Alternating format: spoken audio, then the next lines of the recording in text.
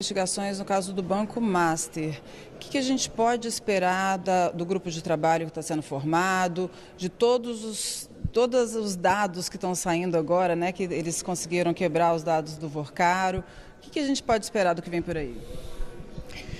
Esse é um caso bem complexo, né? E ele tem uma história que precisa ser contada à sociedade brasileira, né? O gênese, o início, o alicerce do Banco Master começa na Bahia, quando o atual ministro da Casa Civil, Rui Costa, era governador e o líder do governo, o Jacques Wagner, era secretário. Se vendeu uma estatal que tratava de cesta básica de alimentos para funcionários, uma estatal baiana, para um dos sócios do banco, atualmente do Banco Master, que é o Augusto Lima, uma operação de 15 milhões de reais. E ato contínuo, o Augusto vende 50% dessa operação por 30 milhões. É um negócio da China. Manteve 50% do controle da operação. E o governo do estado da Bahia tornou essa operação um negócio, um toque de Midas, uma mina de ouro. Porque transformou alimentos em consignado, inclusive com a possibilidade de que todo o conjunto de servidores baianos pudesse ingressar nesse sistema. Ao longo do tempo, essa margem de consignado, que era 30%, chegou até 75%. E o negócio que começa desta forma, eu diria, inopinada, diferente, na Bahia se espalha pelo Brasil. O modelo passa a ser implementado em diversos municípios brasileiros, em diversos estados. E isso gerou o início do Banco Master. E essa amizade, essa admiração mútua era tão sólida que, algum tempo depois, por um pedido do PT da Bahia, um ministro medíocre que quebrou o Brasil, alguém que não tem nenhuma capacidade de gerir finanças públicas, basta ver o que ocorreu em 14 e 15, a maior recessão da história do Brasil.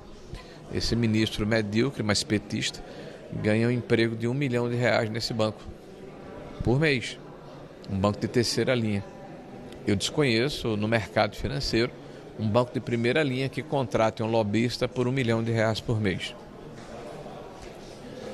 E um ex-ministro do STF, também a pedido do PT da Bahia, ganha uma consultoria de R$350 mil por mês. Mais adiante, nós flagramos o presidente da República, o senhor Lula, reunido com o diretor de políticas monetárias do Banco Central, ou seja, uma área que não tem nenhuma afinidade com a ação dos bancos, que trata justamente da questão de juros, de câmbio, de inflação. O senhor Galípolo, que vem a ser hoje o presidente do Banco Central, numa reunião fora de agenda, sem conhecimento do presidente do Banco Central na época, o senhor Roberto Campos, com o presidente da República, com o ministro-chefe da Casa Civil, o senhor Rui Costa, que por coincidência era o cidadão que propiciou a origem desse banco lá atrás, e o senhor Vorcaro e o lobista contratado, o senhor Mantega. Então, muita coisa precisa ser explicada, muita coisa precisa ser esclarecida, essa relação incestuosa, promíscua, no mínimo curiosa, do governo do PT com o Banco Master. E o mais engraçado, os discursos que nós estamos assistindo agora do Lula, dizendo que nunca antes na história do país, me parece assim uma espécie de bordão, um banco foi liquidado ou investigado. Ele tem uma amnésia, uma memória seletiva extraordinária. O que nunca aconteceu antes na história do país foi esse nível de promiscuidade que eu acredito que a CPMI deverá se debruçar e investigar. Quando a gente fala de corrupção e fala de PT, é uma espécie de redundância, porque a corrupção está no DNA do PT. Existem episódios que precisam ser relembrados sempre. A Operação Greenfield, que trata de rombo nos fundos de pensão, o Petrolão, que transformou a Petrobras na empresa mais endividada do país e que resultou em dezenas de delações e de devolução de bilhões de reais fruto da corrupção e do aparelhamento da máquina pública.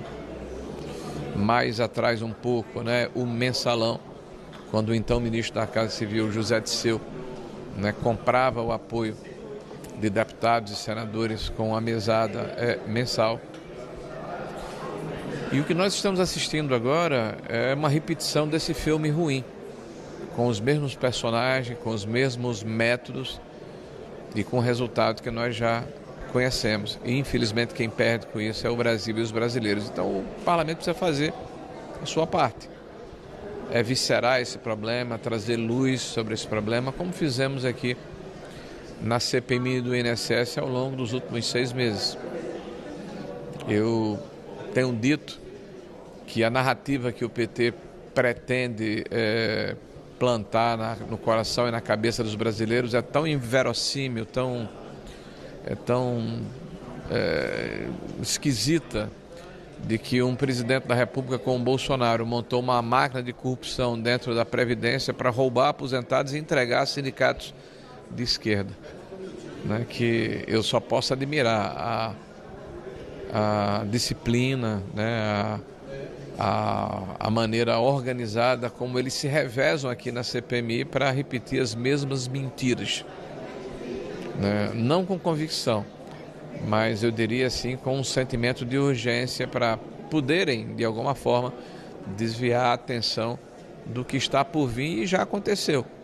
A prisão da estrutura que foi colocada dentro do INSS pelo Partido dos Trabalhadores, o fim do roubo aos aposentados e o desmonte dessa máquina perversa que foi criada ao longo do tempo para assaltar os trabalhadores em nome de um projeto que nunca foi um projeto de país nem de Estado.